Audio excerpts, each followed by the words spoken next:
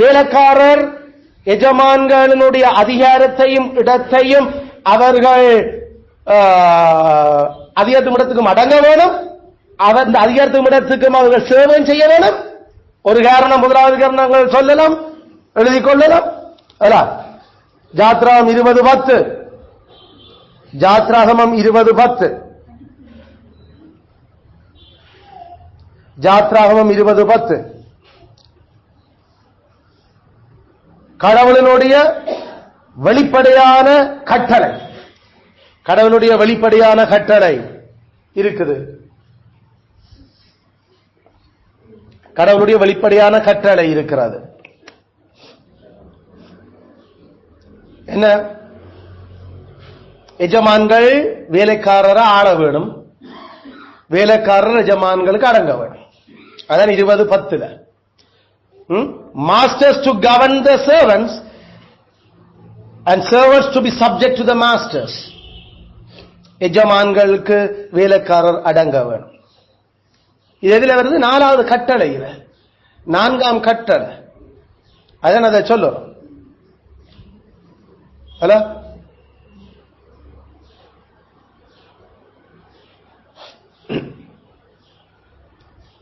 அதே போல ஆதியாகமம் 16:9, ஆதியாகமம் 16:9 வேலைக்காரிகள் அல்ல கூலிக்காரிகள் எஜமானிகளுக்கு அடங்கியிருக்க வேண்டும் என்றதை வேதம் வெளிப்படையா கட்டளை இருக்கு. வெளிப்படையான கட்டளை எல்லாம் கிடைக்கிறோம்.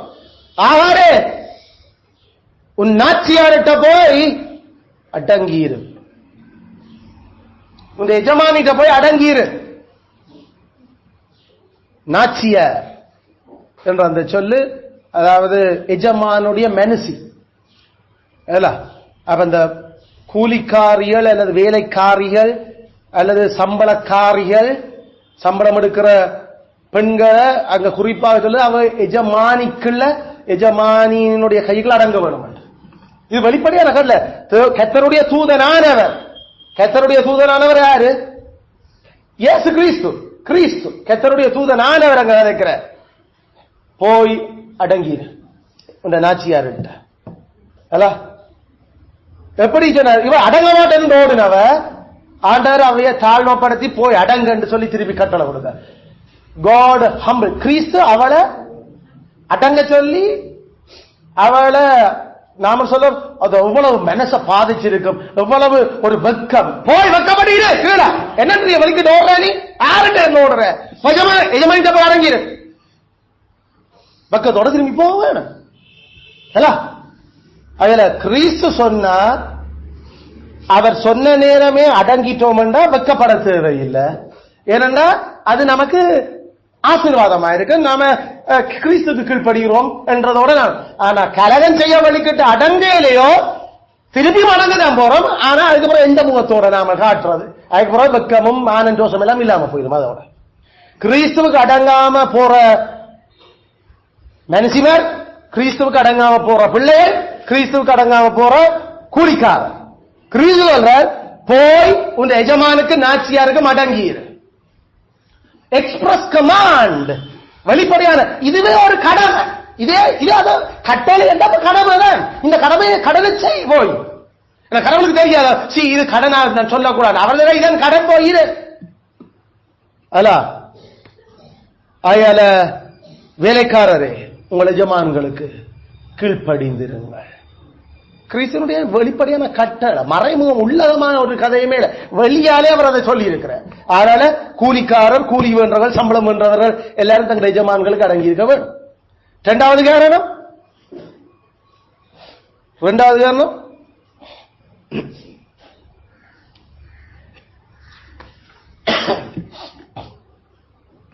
வேலைக்காரர் எஜமான்கள், வேலைக்காரர் எஜமான்கள்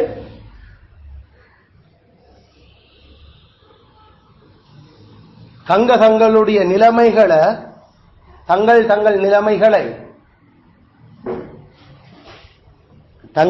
நிலைமைகளை கையாளுவதற்கு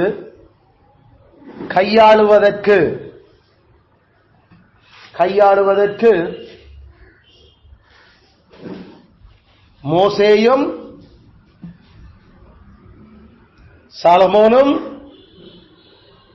அப்போஸ்தலர்களும் மோசேயும் சாலமோனும் அப்போஸ்தலர்களும் பல வழிகாட்டல்களை கொடுத்துள்ளார்கள். பல வழிகாட்டல்களை கொடுத்துள்ளார்கள். எஜமான் எப்படி நடக்கணும், கூலிக்காரர் எப்படி நடக்கணும் என்றதுக்கு மோசேயினுடைய சட்டங்கள், பிறகு சாலமோன் நீதிமொழி, பிரசங்கி, அது 2 கிளையும். அங்கால அப்போஸ்தலர்கள் நமக்கு நிருபங்கள்ல எல்லாம் அப்போஸ்தலர்கள் நிருபங்கள் எல்லாம் இந்த 2 மேலாளர்களானோருக்கும் வழிகாட்டல் ஈடுபட்டிருக்கு. எப்படி கடவுளுக்கு முன்னால அவர்களுக்கு நாங்கள் எப்படி பிஹேவ் பண்ண வேணும், நடந்து கொள்ள வேணும். 2வது காரணம். 3வது காரணம்,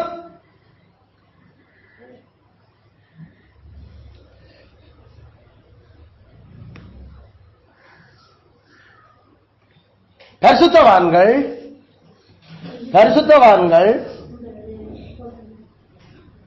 எஜமான்களாகவும்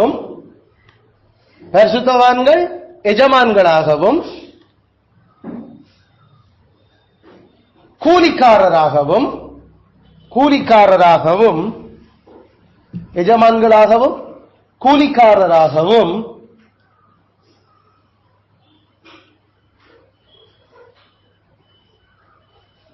வரலாற்றில் கடவுளால்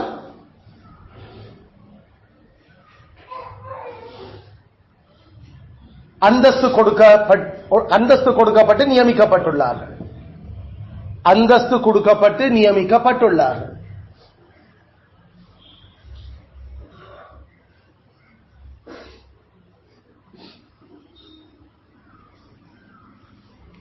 பரிசுத்தவான்கள்ல நாம எஜமான்களையும் பார்க்கிறோம், பரிசுத்தவான்கள்ல வேலைக்காரர் கூலிக்காரரை நாங்கள் பார்க்கிறோம்.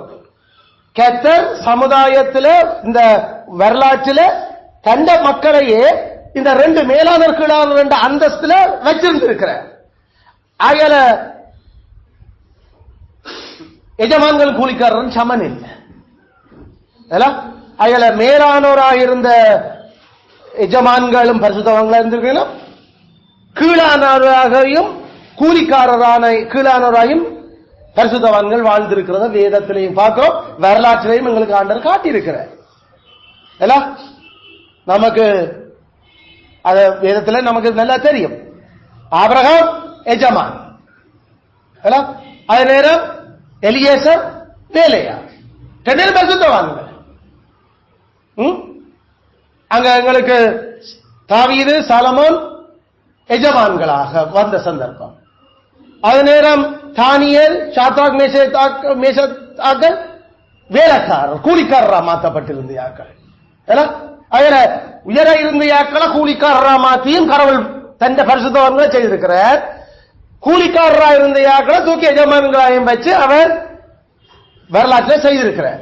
ஆக பரிசுத்தவான்கள் இந்த 2 அந்தஸ்திலையும் கர்த்தருக்கு சேவகம் பண்றத மனதில் வச்சு 2 இடத்திலையும் அவங்க மிகவும் இணைத்திறனோட பரிசுத்தத்துக்காக வேலை செய்தவங்க. நாங்கள் இருந்த நிலைமை எப்படி, ஐயோ கடவுளை இப்படி ஆகிட்டோம் என்று தானியேலும் சாத்ராக் மேஷாக் அங்க வந்திருந்து நாங்கள் வேலை செய்ய மாட்டோம், நாங்கள் இந்த ராஜபுத்திரன், நாங்கள் வந்து ரோயல் ஃபேமிலி, நாங்கள் இங்கெல்லாம் இந்த கூலிக்கு எல்லாம் வேலை மாரடிக்கிறான் அவங்க நிக்கல. அவங்க கடவுள்லாம் நாங்கள் அப்பையும் அப்படி வச்சிருந்தார், இப்பையும் இப்ப ரக்கியும் வச்சிருக்கிறது வர்றான்.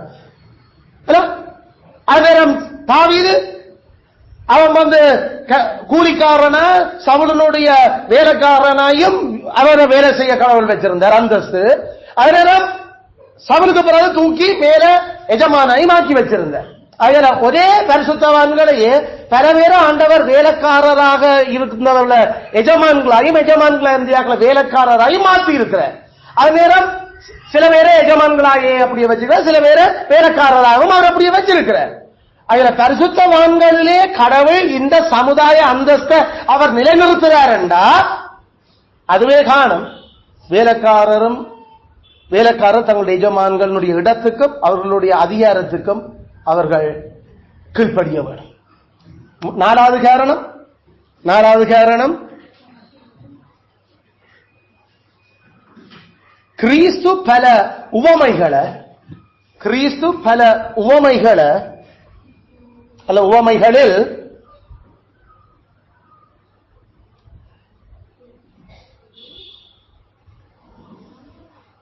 வேலைக்காரர் எஜமான்களினுடைய கடமைகளை பேசியிருக்கிறார்.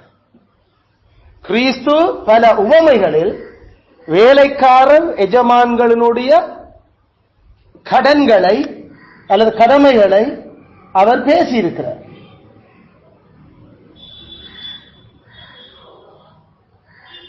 பல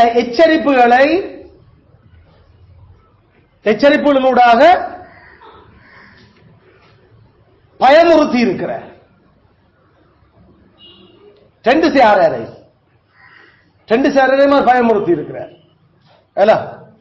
பல எச்சரிப்புகளூடாக.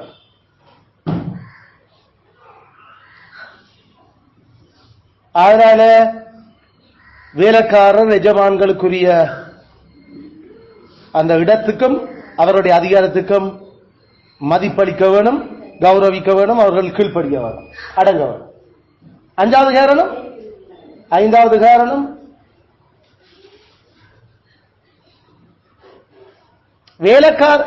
எஜமான்களுக்கும் வேலைக்காரருக்கும்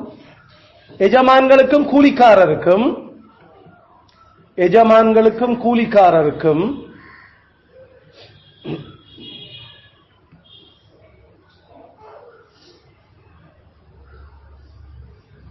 அவரவர்களுடைய கடமைகளை நிறைவேற்றுபவர் நன்றாய் செய்பவர்களுக்கு, அவரவருடைய கடமைகளை நன்றாய் செய்பவர்களுக்கு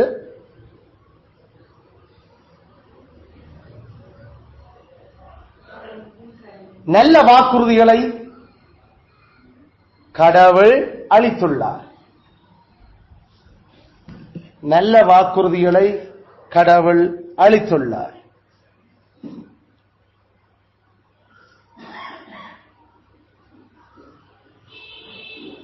கடமைகளில் அலட்சியமாயிருப்பவர்களுக்கு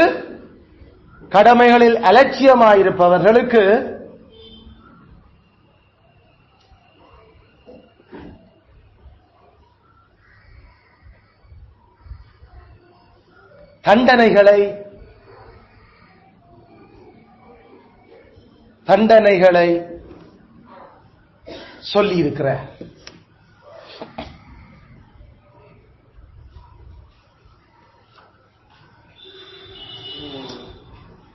ஆக வேதத்தில் நாம திருப்பி இந்த பகுதிகளை நாம பார்க்கல தெரியுது. எஜமான்கள் என்ற அந்த சமுதாய அந்தஸ்துல இருக்கிறத கர்த்தர் தான் அந்த இடத்தையும் அவர்களுக்கு அந்த அதிகாரத்தையும் கொடுத்திருக்கிறார். அதனால வேலைக்காரர் கர்த்தர் அவர்களுக்கு அதை கொடுத்திருக்கிறபடியா அவர்கள் எஜமான்களுக்கு கீழ்ப்படிய வேணும், எஜமான்களுக்கு சேவகம் பண்ண வேணும். இது நாம கதைக்கிறது எவ்வளவும் அறிவுக்கு. அறிவு இது சரியா விளங்கி கொண்டாத்தான் அடுத்தது பாசம் அது எங்களுக்கு சரியாக வேலை செய்ய தொடங்கும். பாசத்துல அது வேலை செய்ய தொடங்கும். அதுல பாசத்தை குறித்து நம்மள அடுத்த முறையில் நாம பார்க்க போறோம். ஆனா இந்த அறிவுக்கு எதிராக சில பேர் சில நியாயம் என்று சில விடயங்களை அவர்கள் கொண்டிருக்கிறீர்கள். அது நியாயம் என்று சொல்லி இல்ல இப்படியும் பைபிள் சொல்லுதானே, அதனால எஜமான்களை என்று சொல்லி அப்படி அவட அந்தஸ்து அவர்களுடைய அதிகாரத்துக்கு நாங்கள் கீழ்ப்படிய வேண்டிய அவசியம் இல்லை. அப்படி ஒரு சில அந்த விதண்டாவாதங்கள் அல்லது அறியாமையினுடைய வாதங்களை நாம கவனிச்சோம் உண்டு. அப்ப உண்மையில இது பாவமா? இது இவர்கள் இதை வாதம் என்று நான் சொல்றது உண்மையில அவர்களுடைய பாவம், இந்த அறிவுக்கு எதிராக செய்கிற பாவம். என்ன பாவம்? ஒன்று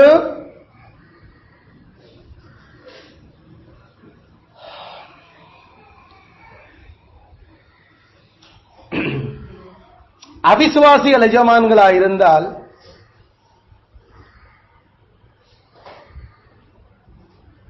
கிறிஸ்தவர்கள் அவர்களுக்கு அடங்க வேண்டியதில்லை. அவிசுவாசிகள் எஜமான்களாயிருந்தால் கிறிஸ்தவர்கள் அவர்களுக்கு அடங்க வேண்டியதில்லை. இதான் முதலாவது பாவமா? இது நான் சொல்றது இது பாவம்.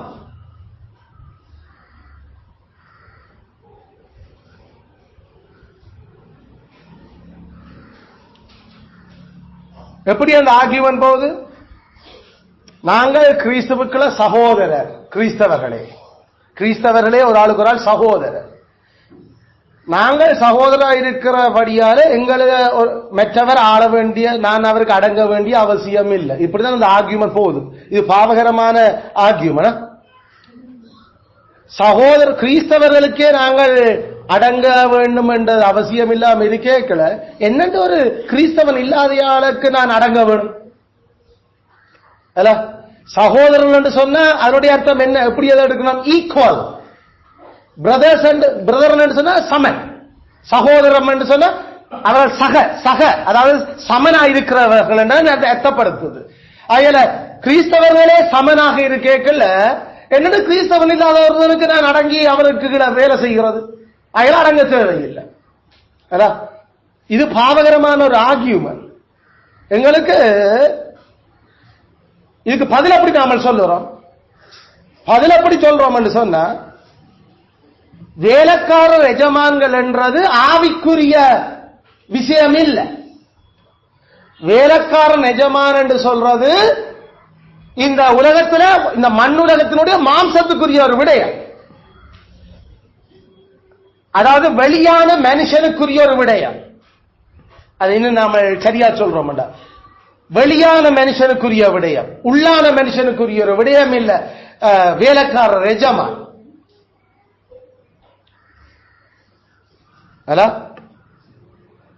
உள்ளான மனுஷனுக்குரிய விடயம் விசுவாசம், மெய்யான தேவ பக்தி, இதெல்லாம் உள்ளான மனுஷனுக்குரிய விஷயங்கள். ஆனா வெளியான மனுஷனுக்குரிய விஷயத்தில் ஒன்றுதான் இந்த எஜமான் கூலிக்கார்,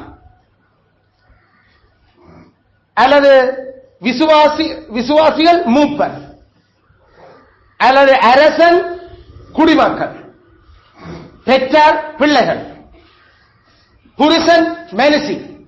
இது வெளியான மனுஷனுக்குரிய நிலைமைகள். இந்த வெளியான மனுஷனுக்குரிய நிலைமைகளை உள்ளான மனுஷனுக்குரிய நிலைமையோட வந்து குழப்ப தேவையில்லை. உள்ளான மனுஷன்ல எல்லாருக்கும் அதுகள் எல்லாருக்கும் உண்டு, அதுல எல்லாரும் சமன். ஆனா வெளியான மனுஷன்ல சமன் இல்லை. இல்ல அதுல மனுஷி புருஷனுக்கு கீழே தான் அடங்கியாகும். பெற்றாருக்கு கீழே பிள்ளைகள், எஜமானுக்கு கீழே சம்பளக்காரர், மேய்ப்பனுக்கு கீழே தான், மூப்பனுக்கு கீழே தான் சபையார், அவ்வளவுதான். அரசனுக்கு கீழே தான் குடிமக்கள். அயல இந்த உள்ளான மனுஷனுக்குரிய விடயங்களை கொண்டு வந்து வெளியான மனுஷனுக்குரியது என்று மொக்குத்தனமாக எதை எதோட கொண்டு ஒப்புறது தெரியாம கதைச்சு நாம இந்த கடவுளுடைய இவ்வளவு சொன்ன அந்த மேல சொன்ன 5 பெரும் அடிப்படை ஊற்றுகளை உடைச்செறிஞ்சிடக்கூடாது. இரண்டாவது அப்ஜெக்ஷன், இரண்டாவது பாவம்.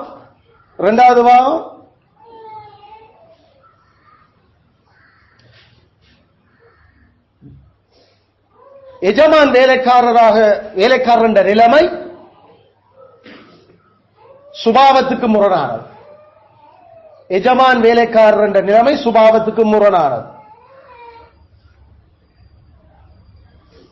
எஜமான் வேலைக்காரர் என்ற நிலைமை சுபாவத்துக்கு முரணானது.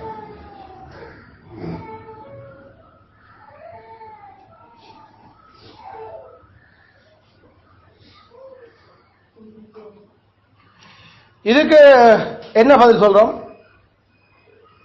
பாவம் உலகத்துக்கு வர்றதுக்கு முன்னுக்கு இது சுபாவத்தில் இல்லத்தான். பாவம் உலகத்துக்குள்ள வர்றதுக்கு முன்னுக்கு இது சுபாவத்தில் இல்லத்தான். ஏண்டா மனுஷனை ஆளுறதுக்கு கடவுள் மனுஷனை படைக்க இல்லை.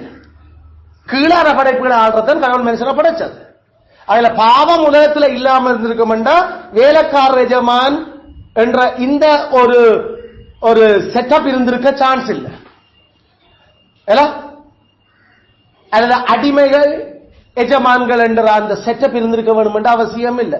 இன்னும் அதை விட பாண்ட் சர்வன்ட் நாம சொல்ற, அதாவது நிரந்தரமான அடிமைகள் என்ற அந்த ஒரு சுபாவத்துக்கு முரணான செயல் இல்லத்தான். ஆனா கடவுள் ஆணையும் பெண்ணையும் தான் கீழான படைப்புகளை ஆள்றதுக்கு படைச்சவர். ஆதாமுக்கு மட்டுமில்லை ஆண்டவர் ஆதிக்க ஆணை கொடுத்தது. அவர் மனுஷனையும் மனுஷியை நோக்கி, ஆணையும் பெண்ணையும் நோக்கி தான் அவர் சொன்னவர் இவற்றை ஆண்டு கொள்ளுங்கள். அவர் ஆதாம பார்த்து மட்டும் சொல்ல இல்லை. அதெல்லாம் நாங்க நமக்கு தெரியுது. அப்ப எஜமானியும் அங்க இருக்கிறீங்க. மனுஷியன்றது எஜமானி. அவ எஜமான ஆள்றதுக்கு இல்ல, அவ கீழான ஏனைய படைப்புகள் ஆள்றதுக்கு. அதுதான் ஆகாருடைய விஷயத்துல நாம பார்க்கிறோம். போய் நாச்சியாருக்கு அடங்கிறான். அதுல அப்பவே ஆணும் பெண்ணும் தான் படைப்புகள் ஆள்றதுக்கு ஆண்டவர் படைச்சது. ஆனா அடிமைகள் எஜமான்கள் அல்லது தொழிலாளிகள் எஜமான்கள் என்றது ஒரு சுபாவத்துக்கு முரணான, பாவமற்ற ஒரு சுபாவத்துக்கு முரணான இல்லதான். ஆனா என்ன செய்ய, பாவத்தை மனுஷன் விரும்பி எடுத்துக்கொண்டுட்டார். அதுக்கு பிறகு பாவம் இந்த உலகத்தில் இருக்கும் வரைக்கும் ஆண்டவர் அதை அவர் தண்டனையாகவும் கடமையாகவும் மாற்றினார். எப்படி பல விஷயங்கள் பாவம் இல்லாமல் இருந்த நமக்கு இப்ப இல்லையோ, ஆனா அதையே அவர் தண்டனையாகவும் அவர் கடமையாகவும் மாற்றிட்டார். பல விஷயங்கள் நமக்கு பாவத்துக்கு பிறகு நாங்களே எல்லாம் நாம போன முறை பார்த்த மாதிரி அன்னக வரம் திருமணம் செய்யாம இருக்கிறதுக்கான வரம் படைப்பு சுவாபத்துக்கு முரணான. படைப்பில் ஆண்டவர் கல்யாணம் செய்யாம இருக்கலாம் என்று படைக்கவே இல்லை. அது பாவத்துக்கு பிறகு வந்த ஒரு பிரச்சனை. நாங்கள் அதை ஏற்றுக்கொள்கிறோம். அதை கடவுள் ஒரு வரமாக மாற்றுகிறார். ஆனா பாவத்துக்கு முன்னுக்கு பாவம் வந்திருக்காட்டி எல்லாரும் பருகி பெருகி பூமியை நிரப்பி இருப்பினம் சாவு இருந்திருக்காது. ஆண்டவருக்கு சித்தமாக இருந்த அவர் மிச்ச படைச்ச படைப்புகள் எல்லாம் மனுஷனுக்கு தான் படைச்சவர். நாம அடுத்த கோடுகளை எப்படி ஆளுறதுன்றதையும் அங்க எப்படி மனுஷன் வாழ்றதையும் ஆண்டவர் எங்களை வரி வச்சிருக்க முடியும். பூமி நிறைஞ்சு போயிருக்கும் என்று சொன்னா என்ன, அடைப்பாளைய படைச்சது மனுஷனான்றதுக்கு தானே. அதனால வானத்தையும் வானத்திலே கோதுகளையும் ஆளுங்க என்று சொன்னதும் அதுக்கு அடங்கினது. அதனால சந்திரன் மற்ற கோடுகளையும் நாங்கள் பருகி பெருகி இஞ்சரம் பத்தடி அதையும் செய்திருக்க முடியும். ஏண்டா கடவுள் எல்லாத்தையும் மாற்றத்தான் படைச்சவர் எங்களை. ஆனா பாவம் வந்த பிறகு நாமல் கடைசியில நம்ம மண்ணுலகத்தையே சரியா ஆள தெரியாம நாம இருக்கிறோம். உலகத்தில நிலப்பரப்பில 2% தான் நாம மனுஷர் வரைக்கும் இருக்கிறோம். நிலப்பரப்பில் இருக்கிற தண்ணியை விடுங்க, நிலம் இருக்கிற 2% தான் மனுஷர் இப்ப வாழ்ந்து கொண்டிருக்கிறோம். மிச்ச 98% வாழ்றதுக்கு எப்படி வாழ்றது இன்னும் நாம தெரியாம தவண்டு அடிச்சு கொண்டு இருக்கிறோம். அல்ல வாழ விரும்பே இல்ல. அதே நமக்கு சரியாக இன்னும் பாவம் அத பிரச்சனையாக்கி இருக்குது. பாவம் இல்லையண்டா இது நம்ம சுபாவம் இல்ல. நாம கடவுள போல இருக்க வேண்டிய கடவுள பிள்ளைகள். ஆனா பாவத்துக்கு அப்புறம் என்ன செய்கிறது? இந்த பாவம் இருக்கும் வரைக்கும் நாமள எங்கள் ஆண்டவர் அதுக்குள்ள இருந்து எப்படி நன்மைகளை நாம அனுபவிக்கலாம் என்றதுக்கு அவர் சில கண்டனைகளை கொடுத்து அதை ஆசீர்வாதமா மாற்றி இருக்கிறார். நாங்கள் இப்படி வேலை செய்ய வேண்டிய தேவை இல்லை. நாங்கள் நெற்றி வியர்வை சிந்தி வேலை செய்ய வேண்டிய தேவை இல்லை. நாங்கள் போட்டு மண்டைய குழப்பி அடிச்சு ஏறுதுல மண்டையில குட்டி காதுல முறுக்கி படிச்சிருக்க வேண்டிய தேவை இல்லை. பாவம் இல்லாத உலகத்தில் நாம படிச்சிருப்போம், மறக்கவே மாட்டோம். ஏன்னா பாவம் ஒன்றை சீரழிக்க இல்லை. ஆனா அங்கேயும் ஸ்டடி பண்ண வேண்டி இருக்குது.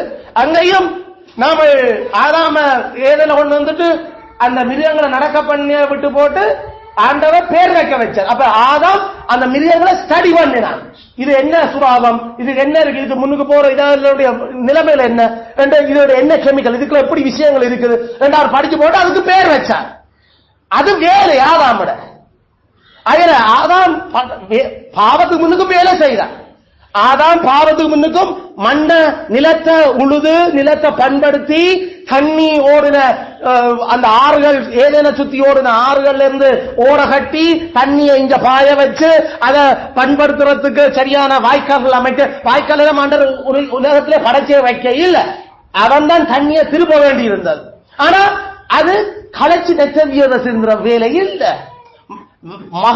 நல்ல ஸ்மார்ட் இன்டெலிஜென்டா வேலை செய்திருக்க முடியும். ஆனா பாவத்தால இப்ப நாமல் சுபாவத்துக்கு முரணா இப்படி இல்ல வேர்வை சிந்துறதுக்கான சுபாவத்தை படைக்க இல்ல. அதுக்கு பிறகு எங்களுக்கு இந்த கிளான்ஸ் எல்லாம் மாறிச்சது. வியர்வை சுரப்பிகள் அதுக்கு பிறகு விஷயங்களா மாற தொடங்கிட்டு. வியர்வை முந்தி வந்து இல்லையா வியர்வை சுரப்பி அப்ப பாவத்துக்கு பிறகு எங்களோட உடம்பு ஒரு விதமான டோட்டல் சேஞ்சுக்கு போச்சுது. என்ன செய்யறது? சுபாவத்துக்கு இது சுபாவத்தில் இல்ல என்றபடியால நாம் வேர்க்கக்கூடாது என்று இருக்கணுமோ வேர்க்கத்தே ஆகும். நாம சாக வேண்டியதே இல்ல. சுபாவத்துக்கு முரண் பைபிள் சொல்ல அது நம்ம எதிரி என்று மனக்குலத்துக்கு அதான் கடைசி எதிரி சாப்பிட கடைசி சத்துரு என்று. ஆனா இப்ப சுபாவத்துல நாம சாகுறோம். நாம கதைக்கல இது சுபாவத்துக்கு முரணா இருக்கு அதனால நான் வந்து சாக மாட்டேன் ஒன்றும் செய்யலாது. பாவத்துக்கு பிறகு சாகையே செத்துதான் ஆகணும். ஆனா அந்த சாவோட ஃபைட் பண்ணி அந்த சாவு பிற்போட பண்ணி அந்த பாவத்தின் விளைவுகளை அதை குறைக்கிறதுக்கு கடவுள் கிறிஸ்துவோட எங்களுக்கு கிருபை செய்திருக்கிறார்.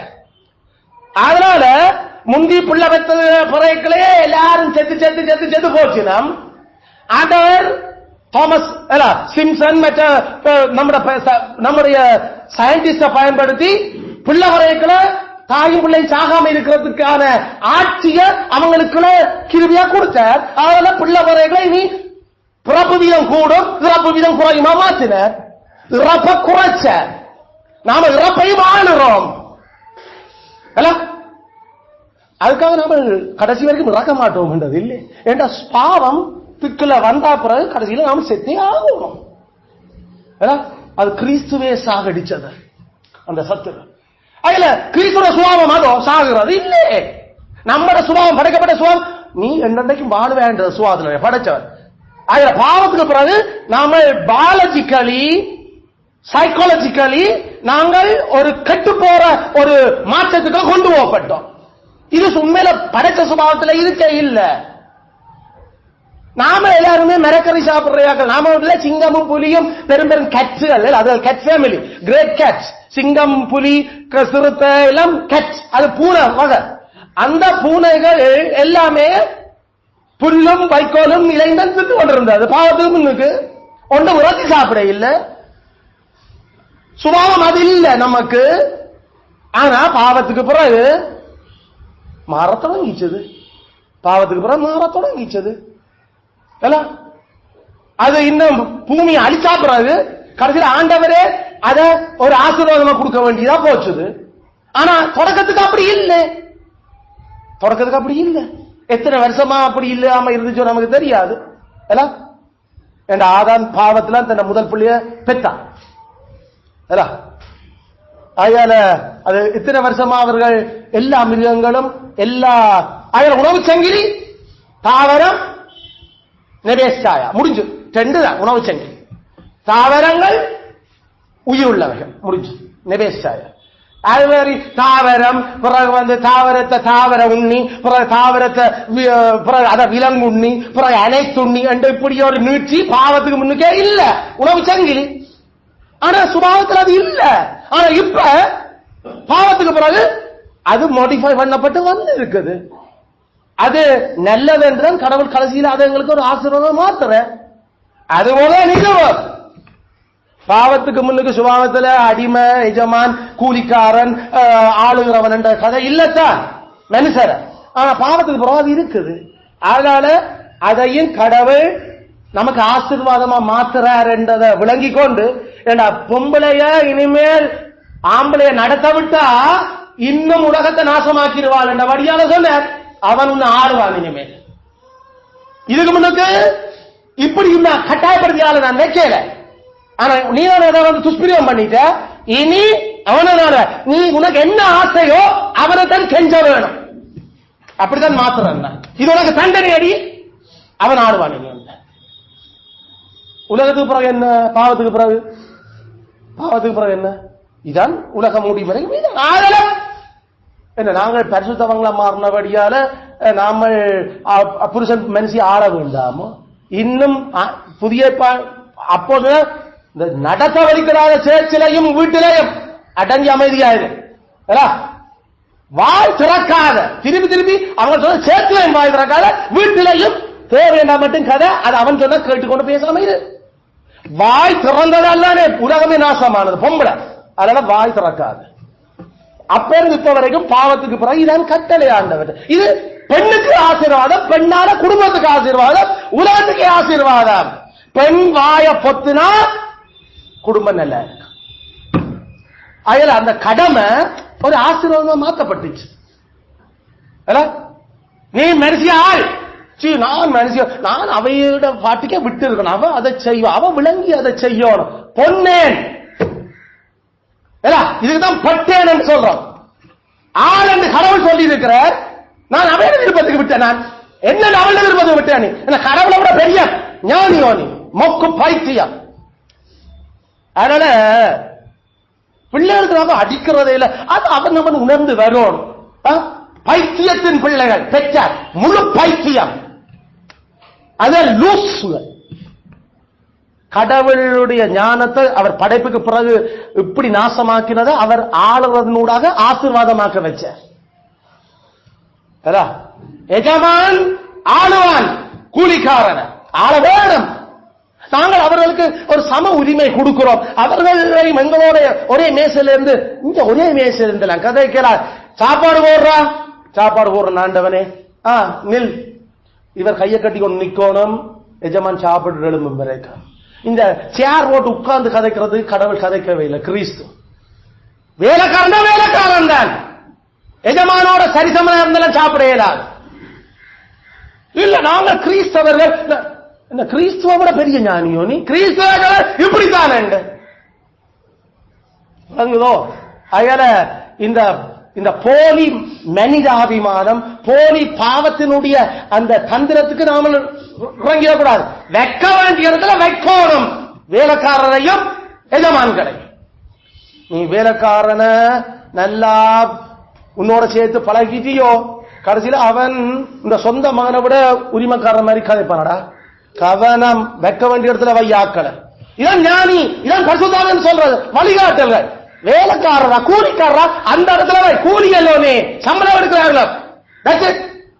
கடவுள் சொன்னது மட்டும் வரைக்கும் நாங்கள் என்கிற கடமையை செய்யலாம். அதுக்கு மீது நான் நமக்கு செய்யணும்.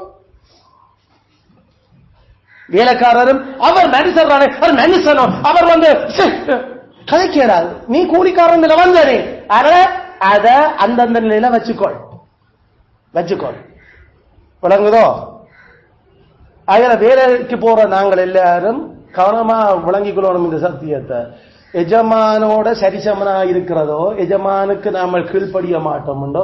எஜமான் எஜமான் எஜமான் என்றா அந்த அந்த எஜமானால வைக்கப்பட்டிருக்கிற மேலாளர்கள், அதுதான் எஜமான். அவங்க நம்மளை விட மேல இருக்கிறது அவனை வச்சுக்கிறேன் எஜமான். அதனால நான் எஜமானுக்கு தான் கீழ்ப்படிவன், உனக்கு கீழ்ப்படிய மாட்டேன்னு கதை கேளாது.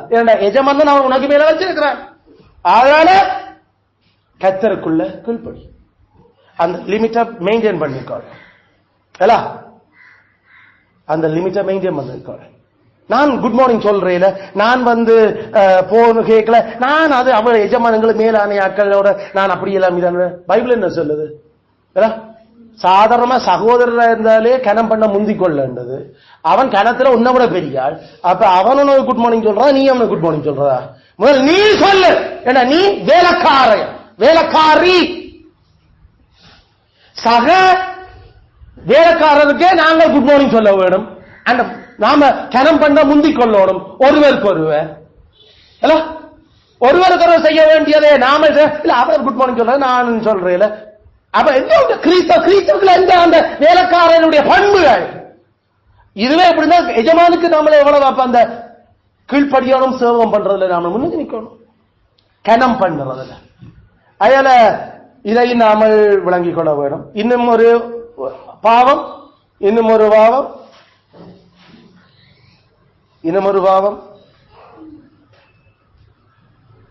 நாங்கள் எல்லாரும் கிறிஸ்துவுக்களை உண்டு.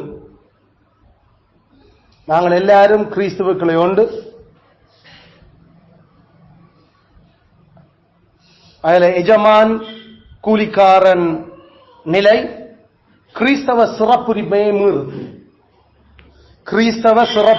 மீறுது. இது பாவமா? நாங்கள் எல்லாரும் கிறிஸ்துவுக்களே உண்டு.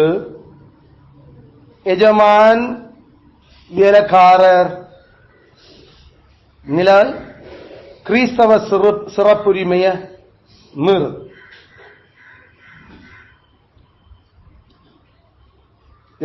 கலாத்தியர் 3:28 இந்த வசனத்தை தான் சில பேர் பயன்படுத்துறது சேர்ச்சுக்களை. அதை பெண்ணியல்வாதிகள் பெண்களும் சமன் என்றதுக்கும் பயன்படுத்தி கொண்டிருக்கிறேன். திருப்பியும் நாம என்ன பதில் சொல்றோம்? கிறிஸ்துவுக்குள்ளதான் நாங்கள் எல்லாரும் உண்டு. நாங்கள் கிறிஸ்துவனுடைய அங்கங்கள். அப்படி என்ன கிறிஸ்துவனுடைய அங்கம் ஆவிக்குரியது. அது வெளியான மாம்சத்துக்குரிய விடயம் அல்ல. எஜமான் கூலிக்காரன் உறவு வெளியான மனுஷனுக்குரிய மாம்சத்துக்குரியது. கிறிஸ்துவுக்குள்ள ஒன்றுதான் அது ஆவிக்குரிய ரீதியில் ஆத்மாவோட சம்பந்தப்பட்டதுக்கு. வெளியான மனுஷனோட அது சம்பந்தப்பட இல்லை. அயல ஆட்சி என்று வர்றதுக்கு கிறிஸ்துவுக்குள்ள நாங்கள் ஒன்று என்று போட்டு ஆட்சி இல்லாமல் ஆட்சியலாது. கிறிஸ்தான் சொல்லியிருக்கிறார், மேய்ப்பர்களை நான் உங்களுக்கு தாரேன், அவங்க இந்த புத்தியோடும் இதோடும் மேய்ப்பாங்க, அவங்ககிட்ட நான் கணக்கு கேட்பேன்.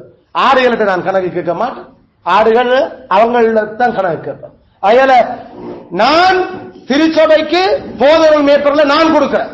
போதகர் மேய்ப்பர்கள் மேய்க்கப்படுற யாக்களும் போதிக்கப்பட வேண்டியது கீழே. சபையிலேயே கிறிஸ்து வெளியான மனுஷனோட சம்பந்தப்பட்டு அதை வெளியில பார்க்கத்தக்கதாகவே அவர் அதை தனக்கு ஒன்று இல்லைன்னு சொல்லிட்டார். கிறிஸ்துவ ஒன்று இல்லை என்று சொன்னதை ஆவிக்குரிய விஷயங்களுக்கு ஒன்று கதைச்சு கொண்டு வந்து நம்ம வெளியான மனுஷனுக்குரியதை ஒன்று கதைக்கலாம்.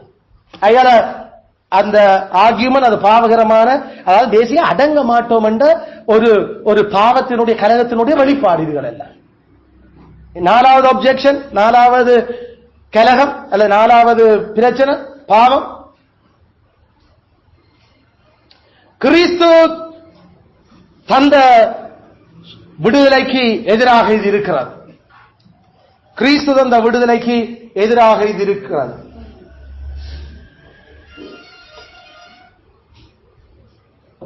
கிறிஸ்து தந்த விடுதலைக்கு எதிராக இருக்குது.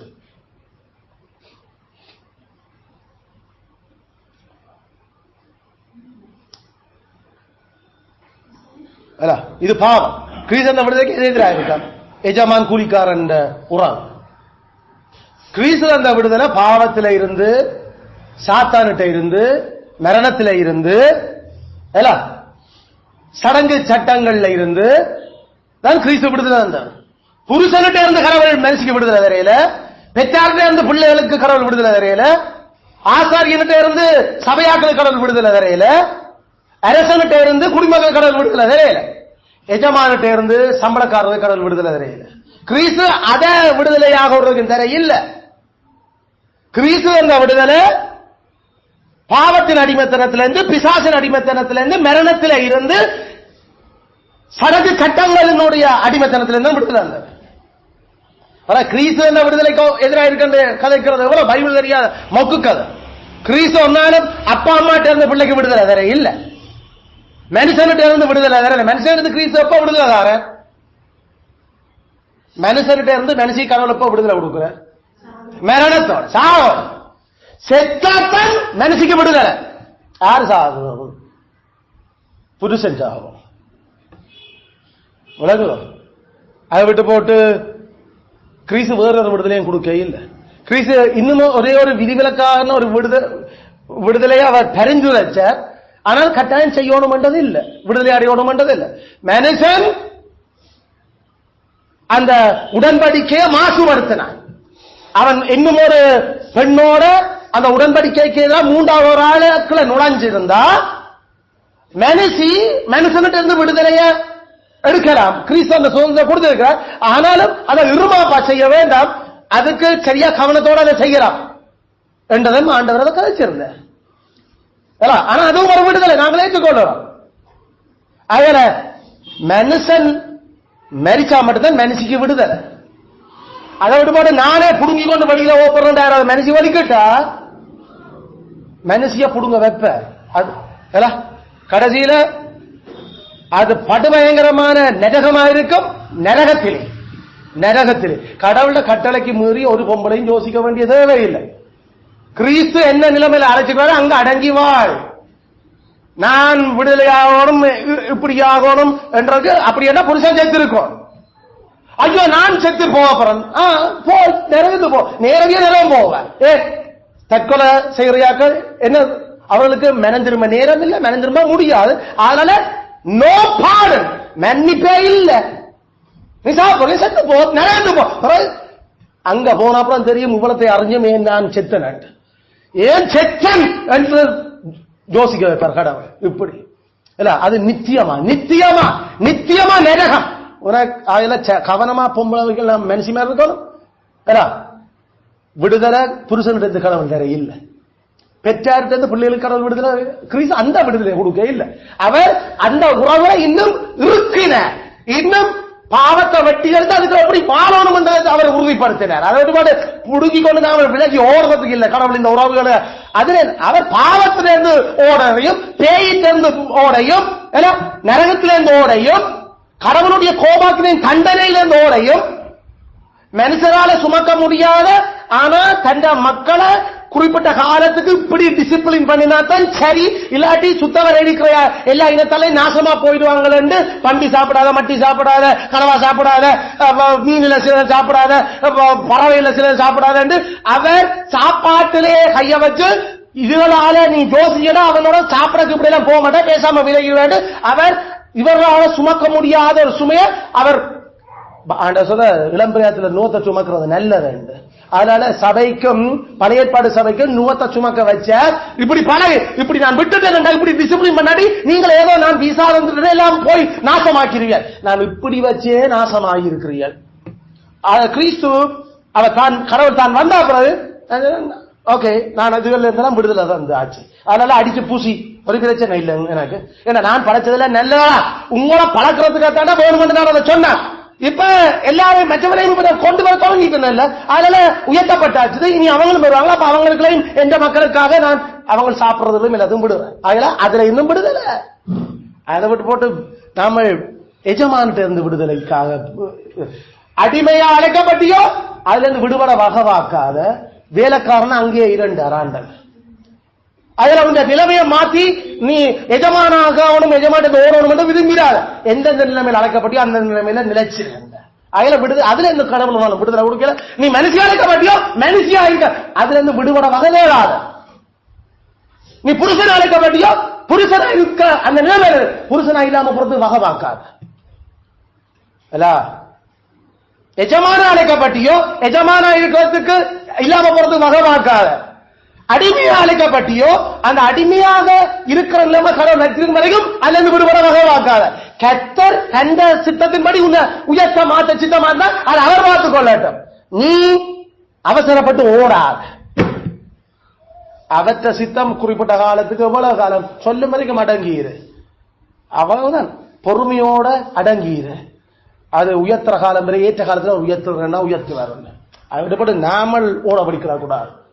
அதுல இது அந்த ஆர்கியூமெண்ட் கடைசியான ஆர்கியூமெண்ட் மனுஷருக்கு வேலைக்காரராகாதீர்கள் என்று பைபிள் சொல்லுது. மனுஷருக்கு வேலைக்காரராகாதீர்கள் என்று பைபிள் சொல்லுது. 1 கொரிந்தியர் 7:23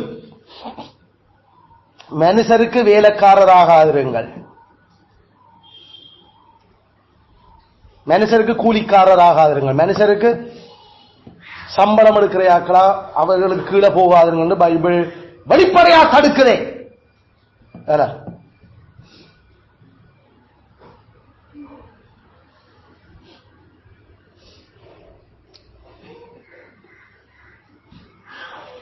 ஆயால மனுஷருக்கு அடிமைகள் ஆகாதுங்கள் அந்த கான்டெக்ஸ்ட் அந்த சூழ் அமைவு கிறிஸ்துவுக்கு நாங்கள் அடிமைகளாயிருந்து அவர் சொல்லுறபடிதான் நாங்கள் செய்ய வேண்டும் என்றதுக்கு கதைக்கப்பட்டுக் கொண்டிருக்கே தவிர கிறிஸ்துவனுடைய சொல்லையும் மீறி எஜமான்களுக்கு கீழ்ப்படியாத என்றதுக்கு தான் அது சொல்லப்பட்டுக் கொண்டிருக்கு. கிறிஸ்துவனுடைய சொல்ல தள்ளிவிட்டு போட்டு எஜமானுக்கு கீழ்ப்படியாத, எஜமானுக்கு அடங்காத என்றதை அது சொல்லு. மாறாக கிறிஸ்து சொன்னபடி எஜமானுக்கு கீழ்ப்படியாததுக்கு அந்த வசனம் முன்னாள் உங்களை தடப்படுத்த இல்லை. கான்டெக்ஸ்ட் அதுதான் சொல்லுது, விளங்குதோ? மனுஷரை பிரியப்படுத்த யோசிக்காத, கிறிஸ்துவ பிரியப்படுத்த வாழ், கிறிஸ்துவ பிரியப்படுத்த வேலை செய், கிறிஸ்து உனக்கு பலன் தருவார் வேலை செய். அதனால மனுஷனுக்கு அடிமையாகாத, மனுஷனுக்கு கூலிக்காரனாகாத, மனுஷன் போடுற சம்பளத்துக்காக அவனுக்கு நீ ஜால்ரா பண்ணிடாத, மனுஷன் போடுற சம்பளம் எடுக்கிறதுக்காக கிறிஸ்து சொன்னதுக்கு முரணா எல்லாம் அவனுக்கு நடந்துடாத, அவனுக்கு கீழ்ப்படிய போறணும். இது எல்லாருக்கும் உண்மை. இது ஆண்டவரே சொல்றது எல்லாம். கர்த்தருக்குள் கீழ்ப்படி, கர்த்தருக்குள் அடங்கு. மனுஷனுக்கு சொல்ற கர்த்தருக்குள் அடங்கு, புருஷனுக்கு இல்ல, பிள்ளைகளுக்கு கர்த்தருக்குள் அடங்கு பெற்றாருக்கு. இல்ல இப்ப அடுத்தது சொல்ற, கர்த்தருக்குள்ள கீழ்ப்படி அடங்கு உன் எஜமானுக்கு. கர்த்தர் சொன்னபடி எஜமான் சொல்றானா அதை இன்னும் விருப்பத்தோட நல்லா செய்யும். கர்த்தர் தடுத்திருக்கிறத செய்ய சொல்லி சொல்றானா, சம்பளத்துக்காக நீ வேலை செய்யறத மறந்துடாத, சம்பளம் தாரது நான், அதனால அவனுக்கு அடிமை கீழ்ப்படி, கூலிக்காக நீ அடங்க வேண்டாம். நான் தான் அவனை உனக்கு மேல வச்சிருக்கிறேன். அவனை இந்த ராத்திரியில அவன் ஆத்மாவை எடுக்கிறதுக்கு என்னால முடியும். அயால சம்பளம் பண்றதுனால என்ன செய்யறது சொல்லுறீனம் என்றதுக்காக மனுஷருக்கு அடிமையாகாது, மனுஷருக்கு கூலிக்காரனாகாது. ஆனா நாங்கள் யாருக்கு கூலிக்காரன் வேலைக்காரன்? கர்த்தருக்கு வேலைக்காரன். அதை நாங்கள் போய் சொல்ல சார், நாங்கள் கடவுளுக்கு தான் வேலைக்காரர், கடவுளுக்கு தான் வேலை செய்ய வந்திருக்கிறோம் இந்த இடத்துக்கு. அதனால அவருக்கு வேலை செய்யணும்னா அது எவ்வளவு திறமா செய்யணும் அதை நாங்கள் செய்வோம். மற்றபடி அதுக்கு மிஞ்சி நீங்கள் எங்களை வேலை செய்ய எதிர்பார்க்க வேண்டியதும் இல்லை. நாங்கள் எதிர்பார்க்கவும் இல்லை உங்கள்கிட்ட என்ன செய்ய. நீங்கள் கர்த்தருக்கு கடவுளுக்கு நாங்கள் வேலை செய்கிறோம்.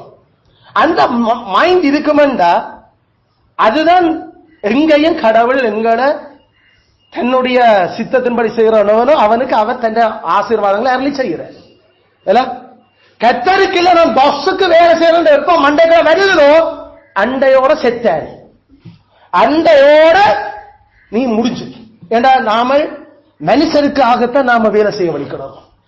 கர்த்தருக்காகத்தான் வேலை செய்யறோம்ன்றது எப்ப வரைக்கும் இருக்குதோ நாங்கள் எல்லாத்தையும் யார்கிட்ட கதைப்போம், அவர்கிட்ட எல்லாத்தையும் யார்கிட்ட எதிர்பார்ப்போம், அவர்கிட்ட. எங்களுக்கு சம்பளம் வேணுமா, கூட வேணுமா, குறைய வேணுமா, எங்களை படைச்சவர் மீட்டவர் அவர். அதனால அவர்கிட்ட எங்களை விஷயத்தை கதைப்போம். அவர் சொல்ற லிமிட்டுக்கு போய் அதை அவர்களுக்கு சொல்லிட்டு விடுவோம். நாங்கள் அவங்களோட மூஞ்சிய திருப்ப தேவையில்லை, அவங்களோட நாங்கள் தூக்கி பிடிச்சு கொண்டு சோகமாயிருக்க தேவையில்லை. நாங்கள் மனுஷருக்கு வேலை செய்ய இல்லை.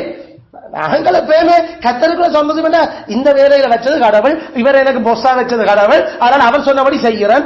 அவர் சொன்னபடி செய்யறதால நான் அவருக்கு கீழ்ப்படுகிறேன். மற்றபடி அவர் என்ன பார்த்து என்ன கைதட்டி என்ன புகழ்ந்து என்ன மேல அவர் அதை செய்யட்டும். அவர் எனக்கு கைதட்டல் வந்து குட் என்று சொன்னா காணும், நல்லது உண்மை உத்தமமான வேலைக்காரன் என்று அவற்ற வாயிலிருந்து சர்டிபிகேட் வந்தா எனக்கு காணும்.